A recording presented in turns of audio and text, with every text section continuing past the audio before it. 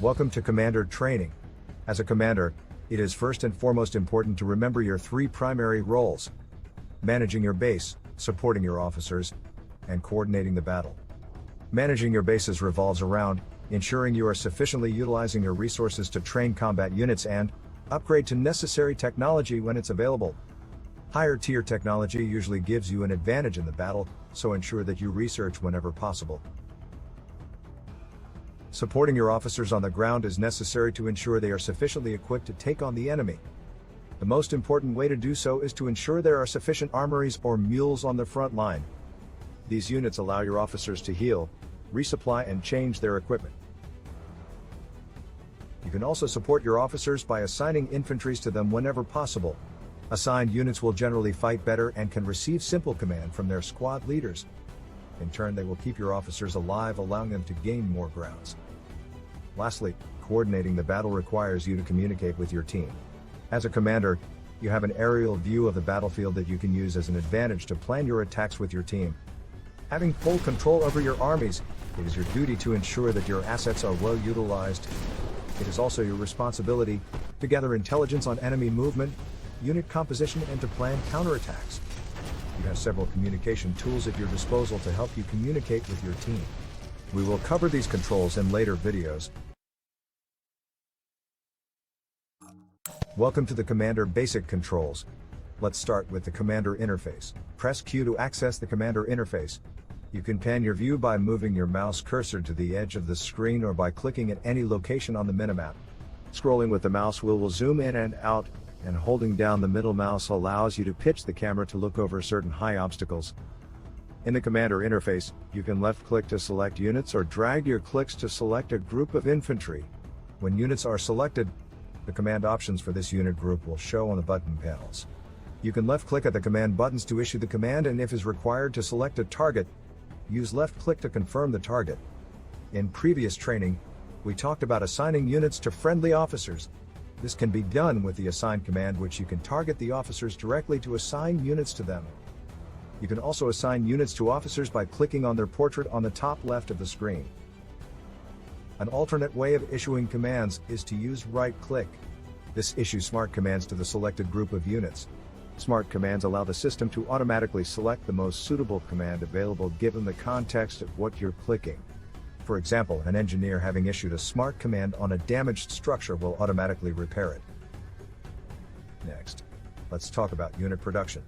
Some structures have a production command that lets you build vehicles or train units. Bear in mind, most commands including production will have a shortcut key allowing you to quickly activate commands with a single keystroke. Many production structures also allow queuing of commands, allowing you to issue more than one command at a time. So, use them efficiently to your advantage. Now, let's take a look at how we can use these commands to build structures. Base building differs for both factions.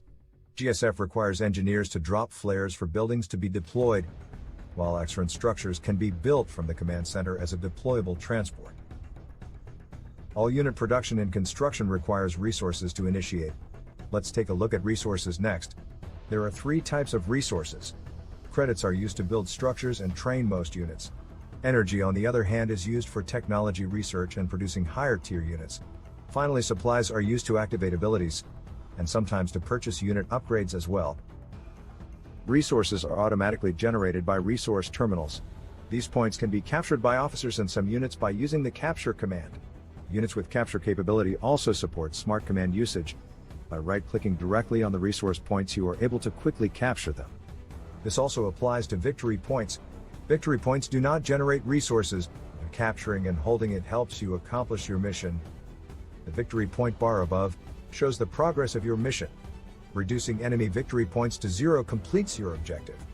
This concludes the Commander Basic Training. You can learn more about the available combat units and structures in the Intel section on the main menu. Welcome to Part 3 of the Commander Training. You are expected to know the basic controls by now. Let's take a look at some of the basic skill sets a good commander should have. First, let's look further into resource points. As a commander, you can lock resource points to gain additional resources from it. This can be done by placing an armory or mule near to a captured resource point and selecting Secure Resource Point. Locked resource points cannot be captured until the connected mule or armory is destroyed. Locking resources is a critical strategy to prevent your resource points from being constantly denied by enemy units or officers. Next, let's take a look at how we can use commander abilities. These buttons on the right side are commander abilities that are available to you at this point. Commander abilities can be unlocked through research or by fulfilling its requirement. You may also utilize your commander abilities to fortify your hold on an area or turn the tide of battle to your favor. For example, abilities such as the Phantom Drone can conceal and disrupt certain parts of the map for an ambush, or Artillery Strike that can decimate enemies in a wide area. Use the commander ability wisely as they cost supplies and have a long cooldown time. Next, let's look at some communication tools you can use to coordinate better as a commander. The ping tool can be activated with a Z key. This lets you drop contextual ping on a target location. Depending on what is being selected, the context may change. You can also drop a persistent beacon by clicking on the drop beacon icon. These beacons can be tagged and will remain permanently on the field until you decide to remove them. Push-to-talk voice chat and regular text chat is also available to instantly communicate with your allies. Lastly, let's talk about reinforcements. The victory bar indicates several available reinforcements. These are standby units that will be available when your victory point drops below a certain limit. Using them strategically can help you regain control of lost territories. This concludes Part 3 of the Commander Training. Welcome to Part 4 of the Commander Training. This time we will be looking at the Commander Advanced Controls. As a commander, you are able to utilize the map to your advantage. You can use covers in the level to help sustain your units and mitigate incoming damage. To do this, select your units and move them close to a cover. Units will automatically use nearby covers when in combat. There are two primary ways to move a unit. The attack move and forced move command is available for most infantry units. The forced move command is the default when issuing a right-click smart command. It forces the unit to move to the location regardless of the danger.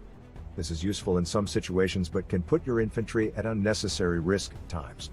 The attack move command, on the other hand, will allow the units to move at their own pace, going tactically from cover to cover and only move when they have the confidence to. As a commander, you must also know how to deal with different types of enemy units by knowing the most effective damage types to deal with them.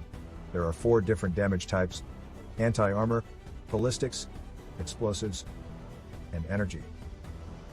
Anti-armor damage types are effective when dealing with vehicles and structures, as they are able to penetrate through heavy armor and deal a high amount of damage. Ballistics are the most common damage types found on units and also vehicles, which is an effective way when dealing with infantry units and officers due to its ammo capacity and high fire rate. Explosives damage types are best used when fighting multiple groups of enemy units and to effectively eliminate them with a few shots. Explosive types are also able to stagger larger units such as an iron guard during combat. Finally, energy damage types are able to deal high damage at a long range and are effective against any type of targets. This concludes Part 4 of the Commander Training.